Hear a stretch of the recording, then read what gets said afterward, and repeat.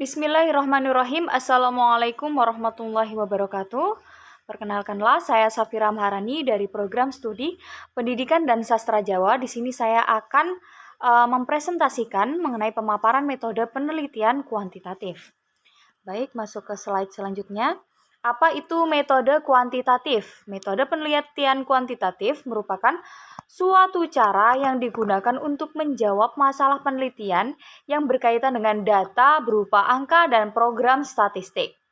Untuk dapat menjabarkan dengan baik tentang pendekatan dan jenis penelitian, seperti populasi dan sampel, instrumen penelitian, teknik pengumpulan data, dan analisis data dalam suatu proposal atau laporan.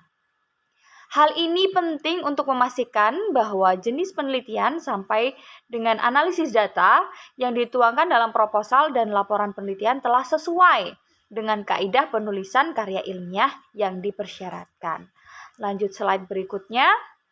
Kuantitatif merupakan jenis penelitian yang melibatkan pengambilan data secara statistik sehingga dapat dilakukan perhitungan interpretasi yang dapat disajikan alam bentuk grafik, tabel, dan hipotesis.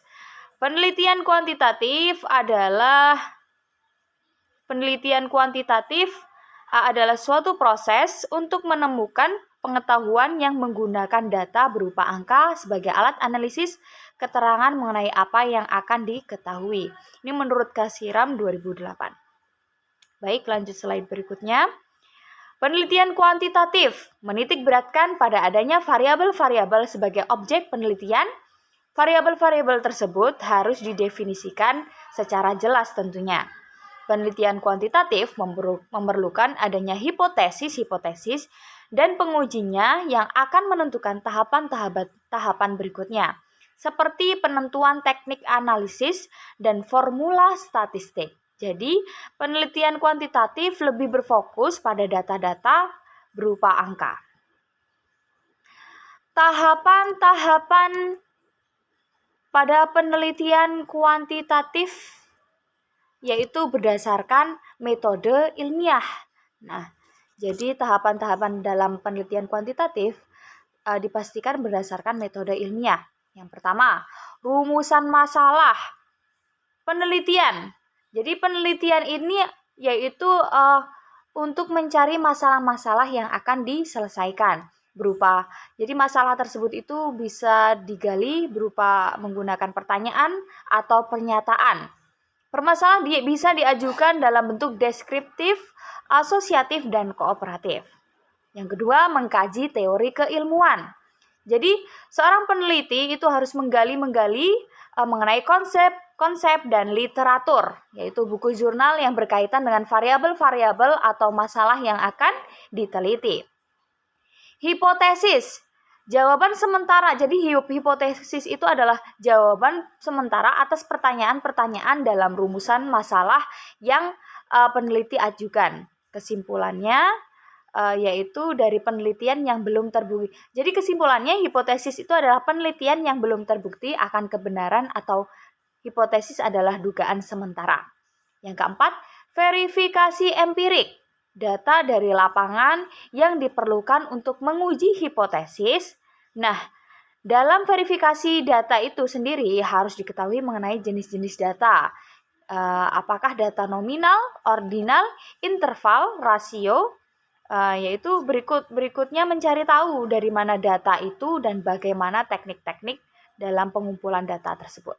Kesimpulannya, generalisasi hasil penelitian mengeneralisasikan hasil penelitian menjadi beberapa kalimat yang efektif bahwa kesimpulan adalah jawaban dari rumusan masalah yang telah dibuat sebelumnya. Gitu. Memasuki slide selanjutnya. Nah, asumsi penelitian kuantitatif bahwa realitas yang menjadi sasaran penelitian berdimensi tunggal, fragmental, dan cenderung bersifat tetap sehingga dapat diprediksi. Terus yang kedua, variabel dapat diidentifikasi dan diukur dengan alat-alat yang objektif dan baku. Itu menurut Nana Sijana dan Ibrahim tahun 2001. Yang kedua, Karakteristik penelitian kuantitatif. Yang pertama yaitu pola pikir deduktif, rasional empiris sehingga dapat menjelaskan suatu fenomena umum untuk dijelaskan kembali secara khusus. Yang kedua, logika positif non subjektif. Terus berikutnya mengikuti prosedur, menyusun ilmu nometik. Subjek data bersumber sesuai rencana, jadi tidak boleh menyeleweng.